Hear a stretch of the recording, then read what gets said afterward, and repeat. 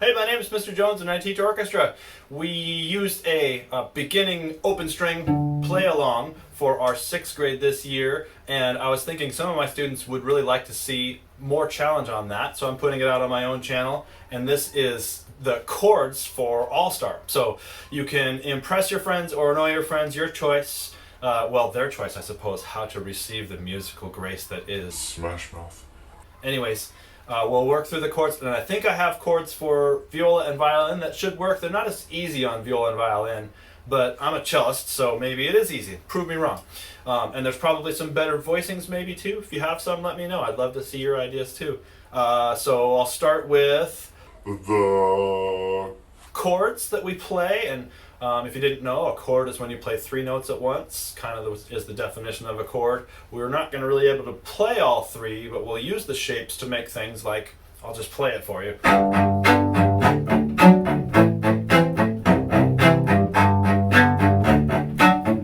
Should I sing it? Somebody once told me the world is gonna roll me. I ain't the sharpest tool in the shelf. Okay? Get practicing, you'll be able to do it too, and how great is that? well, depends on who you ask. The chords that they use over and over and over again, because pop music, hey, classical music does it too. You know, Pachelbel's canon, same chords over and over again. Mozart's pretty repetitive at times too, but in a different way, let's say.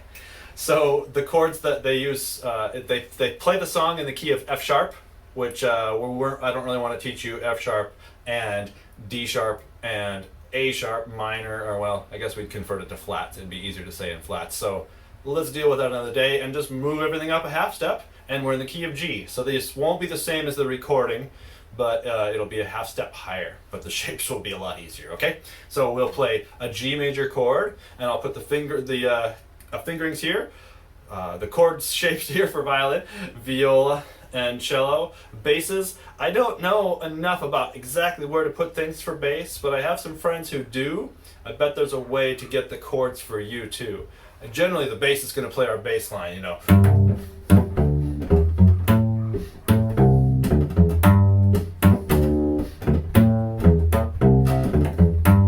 And more interesting bass lines than that. So think of octaves, think of connecting lines between the notes. So basses, that would be your job.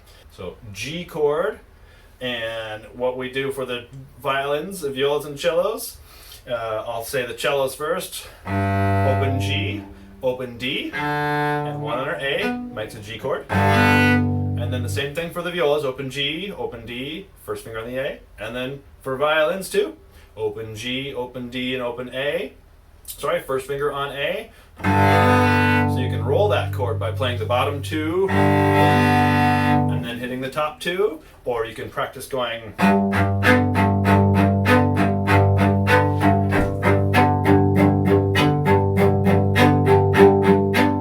bouncy bow, attack from above. For rock music and pop music, we can do that a lot of the time.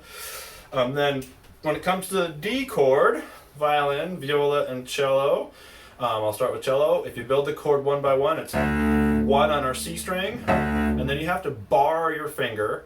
It's called a bar in guitar, and we lay it down on 2 strings, so 1 on the G as well. That takes some hand strength to develop, and if your hand is hurting, take a break and stretch, do some yoga, drink some water, come back to it.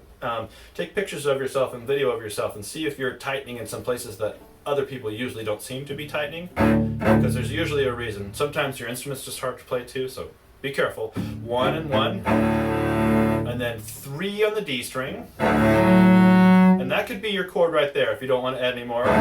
But then, because we can fit 1 more finger in here, 4th finger on the A is kind of the full chord. That's a fun chord to play for D. So for viola, it'll work the same way, except you'll have some different fingerings. Your 1 on your C, your 1 on your G, and your 2 on your D, because they stretch up to 2, and they're 3 on your A. So I can't show it in cello, it stretches my fingers too far. But I have to use a 3 and a 4. Okay, and then violin, you're slightly different. You'll have your open D, and then your open A, and then your first finger on your E string. Okay, that'll make a D chord for you. So the next chord is A minor. Cellos, first finger on your A, first finger on your D, second finger on your A. Okay, same thing for viola and same thing for violin too. Violin has to jump around a little bit. There's probably some better voicings for this for violin, but again, cellist, so hey. It'll be 1 on your G, 1 on your D, this is violin and viola, and then low 2 on your A because it's a C natural. If you play high 2 on your A, you're going to hear a major chord, which is not bad, but in this case it sounds funny. Takes us to a new place. Sounds like we're going into Beatles territory there. So make sure that C natural is really nice low 2 C natural. Last chord is a C major chord, cellos and violas. This is just the gift from the universe. Moment when you get to learn this chord. It was for me too. I remember learning this. And I would play that and people would say, oh wow, that's so great. And I said, yeah, that's neat, isn't it? So when you play a big open C chord, the world opens up all of its possibilities and answers to you. Open C, and then your open G also, and then 1 on your D, 2 on your A, C natural. So that's a C major chord. And if you go back and forth between the G and the C, you make that cool sound. Great entrance music, yeah? So that's your C chord. Same thing for violas, except you're going to use a low 2 instead of just your 2. So it's a low 2 C natural, so open C, open G, 1 on your D, low 2 on your A, right? And then violin, you have a slightly different thing, and this is where I'm at the edge of my knowledge.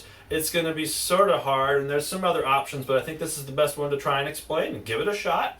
If you put your first finger down on your 3rd position G string, so where your 3rd finger normally goes, slide your 1 up to that, and then lay it down either as a bar, or sometimes you can squish your finger on both strings. So a 1 on both, or sometimes you kind of rock your finger as you play the chord. Like if you play the low note, you go this way, and then you rock that 1 slightly over to catch. Some people's fingers can cover both at the same time. So viola, if you have any of those bar chords too, you do on the D chord, same thing. You can kind of roll your finger from one to the next one as you play. Okay, cellos we can usually cover both.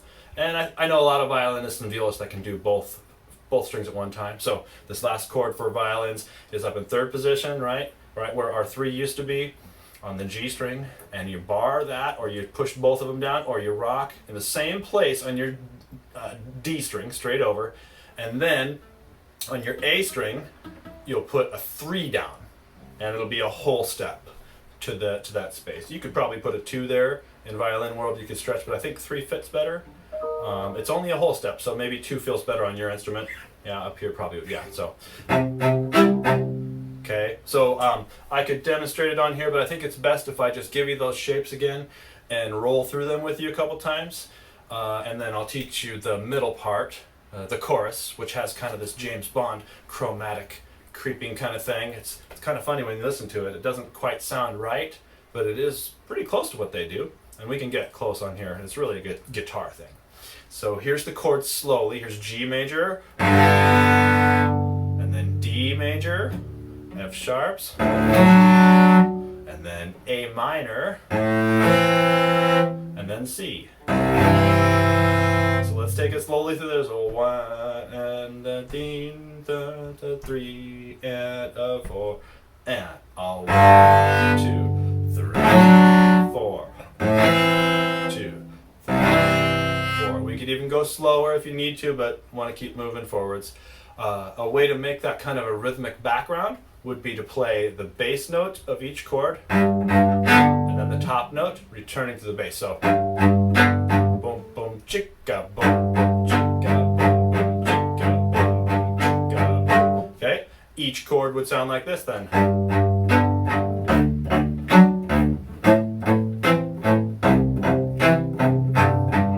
I know that's not the right rhythm of the guitar. Tick, tick, tick, tick, tick, tick. I think that's how they do it. You could figure it out though. But for now, just keep it simple. Same pattern every time.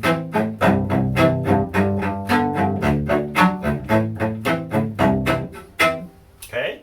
Now when you get to hey now, you're an all-star. Get your game on. Get paid. those are the words.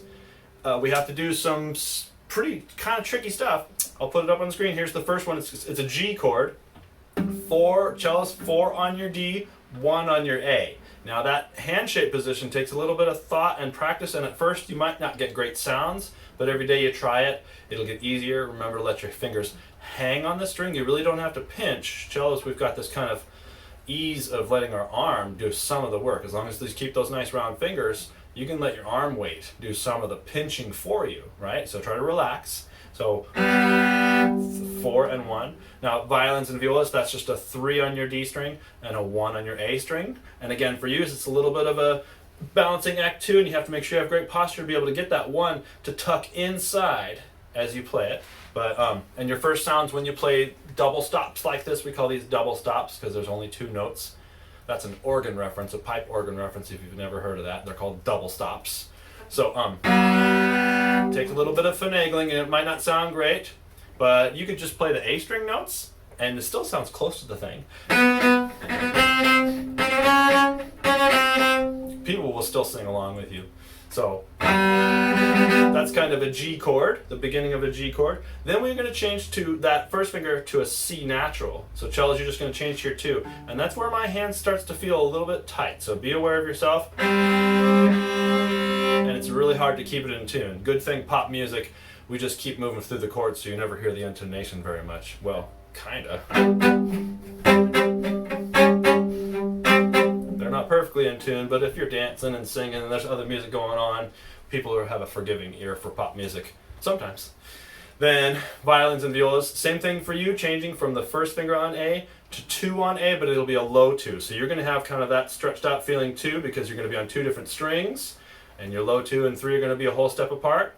So it goes G and B, 3 and 1, 4 and 1, and then 4 and 2 for cello, 3 and 2 for violin, viola, and then continue that movement up the A string to the C sharp. Cellos 3, and violins and violas, you're going to have to scoot your 2 up. So you have a 3 on the D, 2 on the C sharp. And this is a special note. You can spend a lot of time listening to this one. It's got so much tension in it. We call it a tritone. There's a whole bunch of information about that. And again, tuning it, you can really spend a lot of time getting it perfectly in tune, and it's good for you to do. But for this stuff, as long as you're close.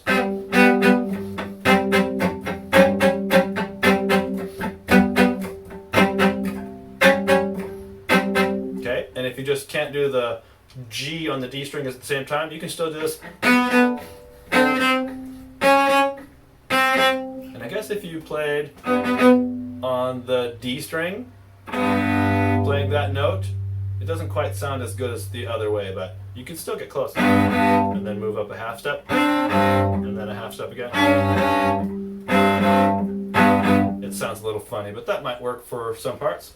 Hey now, you're an all-star, get your game on, get paid. Hey now, you're an all-star, get your done. I wanna finish, cause this song has a different part, and when I'm done with it, you'll know the whole song.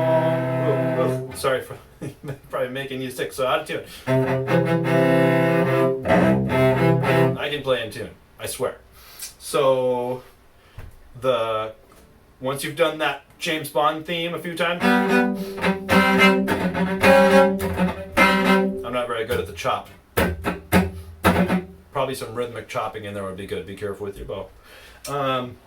Coming out of it the last time, I think you played it 3 times. Coming out of it, you start with the B, first finger again, and now we're going to go sort of down to an F major chord, or at least the bottom part of an F major chord, an F and an A.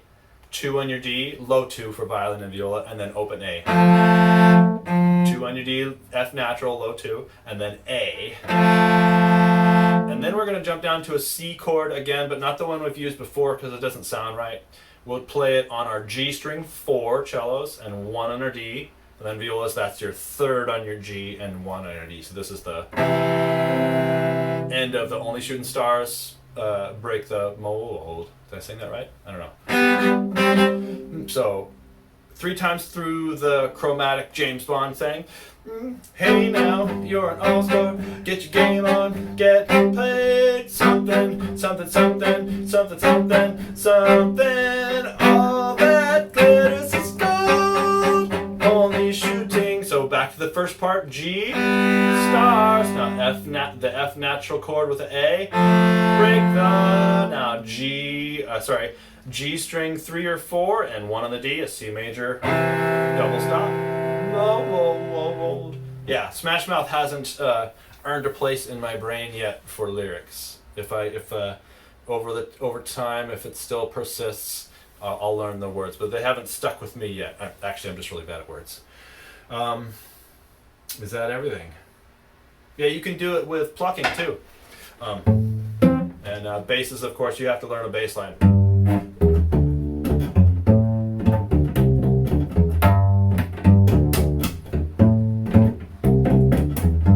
So you're just playing the roots of the chords G, G, D, A, C, and walking in between them. And of course, there's a whole world of how to be a bass player there that I won't dive into.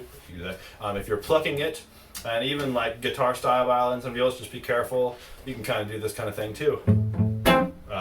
So I go like this, cellos. I like to hit my thumb on the open G, and then I let my fingers kind of like a ukulele strum. So I catch the upper notes. And if you trap your notes, you can make a shorter sound. So I'm trapping it with my finger, although I've learned that through guitar and other things for years and years and years. If that doesn't come right away, just play it straight. And I want to give cellos and violas a special thing, especially when you're strumming on the D chord. You don't have to put the whole thing down. Your ear will kind of hear everything it needs to if we just cheat a little bit and we play first finger on C and then just hit the open D and A. Because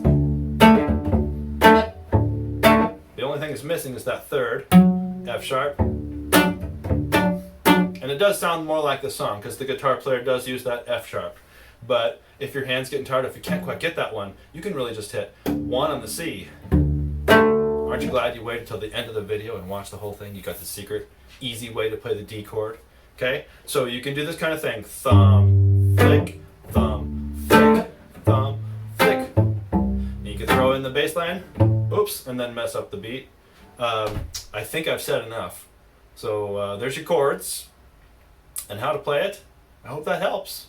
Let me know if there's anything else I can do. See you next time.